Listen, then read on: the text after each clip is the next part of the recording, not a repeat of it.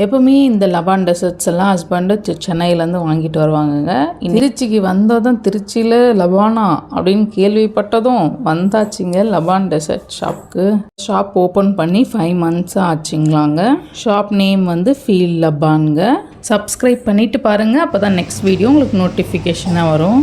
இந்த க்ரீம் கேக்கு, பிஸ்காட் இது மாதிரியெல்லாம் நிறைய ட்ரை பண்ணியிருக்கோம் சலங்காட்டியால் ஆல்ரெடி. ஸோ இது சலங்காட்டியால் ட்ரையோன்ற ஃப்ளேவருங்க. பிஸ்தா, நியூட்டல்லா, கிண்டர் இந்த 3 ஃப்ளேவரும் இன்ஃப்யூஸ் பண்ணிடுங்க.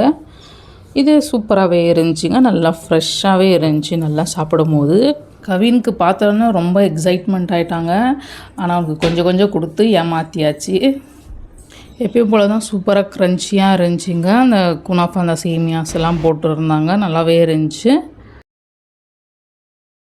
நான் எடுத்து சாப்பிட ஆரம்பிச்சிட்டேன்னு சொல்லிட்டு கவின் ஒரே கத்துங்க, என்னை போட்டு அடிச்சிருவான்றான். கேளுங்களா.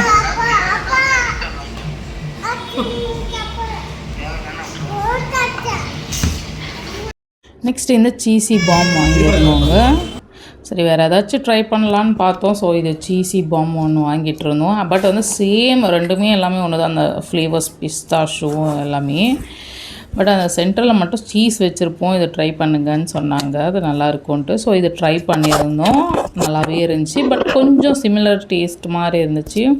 அதுக்கப்புறம் கண்ணாடியெல்லாம் இருந்துச்சிங்களா, சுற்றி முற்றி பார்த்துட்டு நம்மளை ஃபோட்டோஸ் வீடியோஸ் எல்லாம் எடுத்து நம்மளை ரசிச்சுட்டு பார்த்துட்டு இருந்தோம்.